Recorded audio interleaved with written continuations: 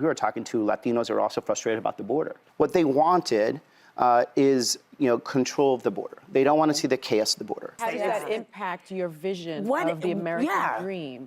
Well, number one is believing in the American dream. And a panic. You tell people to stay fraught and like this. How does that impact your vision of the American dream? Well, number one is believing in the American dream. And when you're growing up poor and you don't have much of anything, the biggest currency you need is hope. And that's the one thing I had and my family had, and it was instilled, from my mom and from the rest of my big Latino family, which is like, you can do this, right? If you keep your nose clean, work hard, you're going to accomplish this. And every day it was hard. It was hard working those after-school jobs, and I was lucky to have teachers and family that were also very supportive, but it was all worth it. And I thought about it back in the day at the age of 14, 15, that if I work hard, I'm gonna succeed. And if I succeed, my family will succeed. And that was like the thing that drove me every day. You're the son, as we've mentioned, of Colombian and Mexican immigrants. You served in the armed forces after attending Harvard University to give back to this country.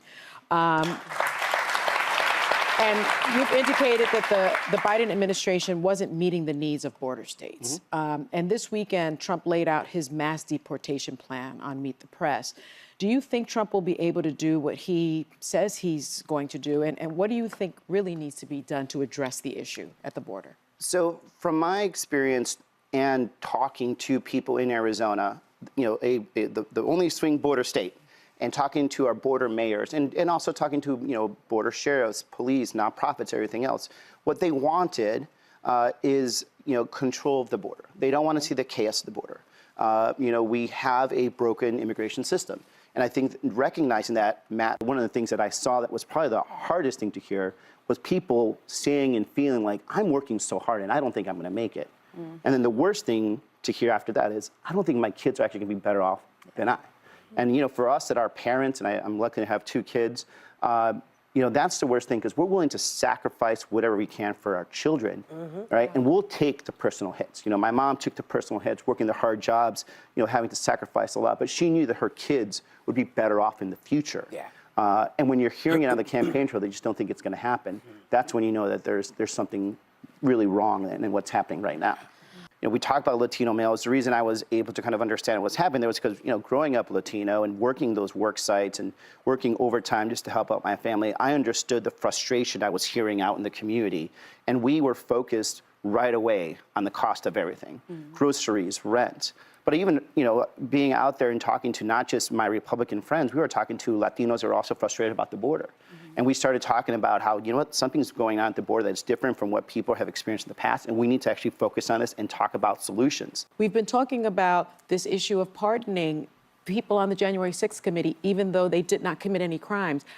I think that that's important. I think that they should have that in their safe deposit box, just in case, because he's looking at Adam Schiff, who participated in impeachments. He's looking at Liz Cheney. He's looking at Adam Kinzinger.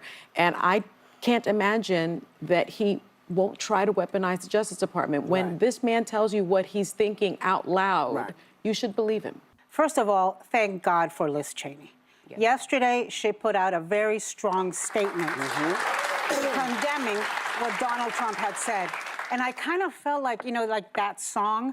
It's like our nation turns its lonely eyes to you, because she's not trekking to Mar-a-Lago to kiss the ring. She's not going into, deep hiding and in silence. She's not changing her tune all of a sudden. She's sticking by her guns. She is a principled person with a backbone and courage. And if he goes after her, she's going to fight back. And it is going to be our job to protect her, to support her, to donate to a legal fund, to make sure that there are lawyers ready to defend her, because it costs a lot of money, because it is very stressful and very drainful, even if there is no crime. Being investigated by the federal government is a big deal. But if you're an illegal immigrant in this country, you're not going to be not in a panic. If you are a woman working for the Department of Defense, you have a right to be in a panic. You tell people to stay fraught and like this. That is I'm not. telling people to prepare, Whoopi. I'm telling people, Do you think they're not to prepare. prepared? They are Well, right, prepared. so that and means I'm saying that to means people, that they can't be relaxing and enjoying no, Christmas it doesn't mean that. when winter is no, coming. it does. You know what?